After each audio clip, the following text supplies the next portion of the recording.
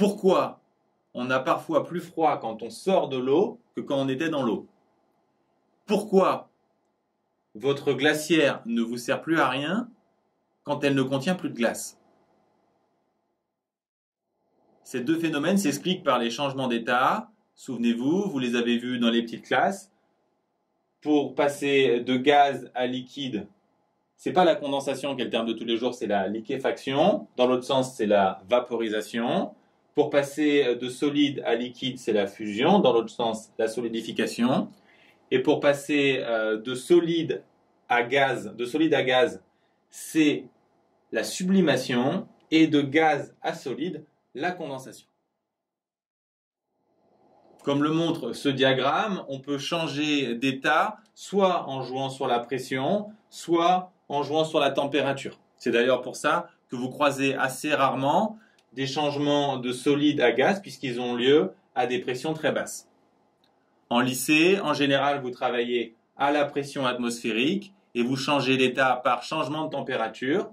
Vous passez de solide à liquide ou de liquide à gaz ou inversement, mais en jouant toujours sur la température. L'expérience qui va nous permettre de résoudre nos deux énigmes a été réalisée par Joseph Black. Il a observé l'évolution de la température d'un bloc de glace en le chauffant régulièrement. Alors, il s'est d'abord aperçu que la glace avait une température qui montait progressivement. Puis, une fois qu'il a eu un mélange aux glaces, il a constaté que sa température ne bougeait pas.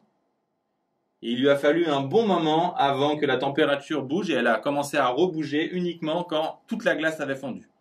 Une fois qu'il n'y avait plus que de l'eau, l'eau a à nouveau commencé à monter et quand elle s'est transformée en vapeur, à nouveau, il y a eu un palier et ainsi de suite.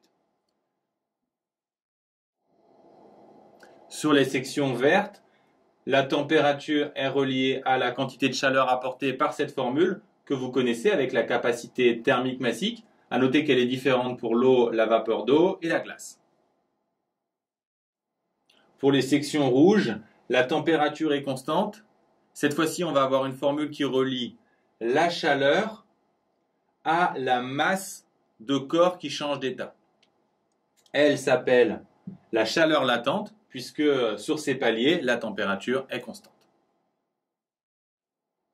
C'est intéressant de comparer les chaleurs latentes aux capacités thermiques massiques. On voit tout de suite que les chaleurs latentes sont beaucoup plus grandes que les capacités thermiques massiques. Il faut beaucoup plus d'énergie pour changer un corps d'état que pour l'élever d'1 degré.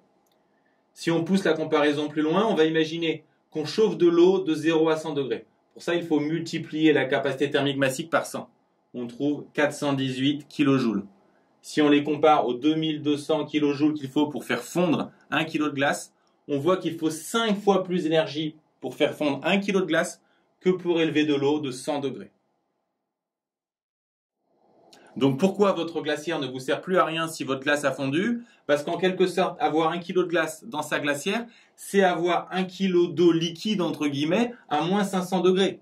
Ou encore 5 kg d'eau à moins 100 degrés ou 50 kg d'eau à moins 10 degrés.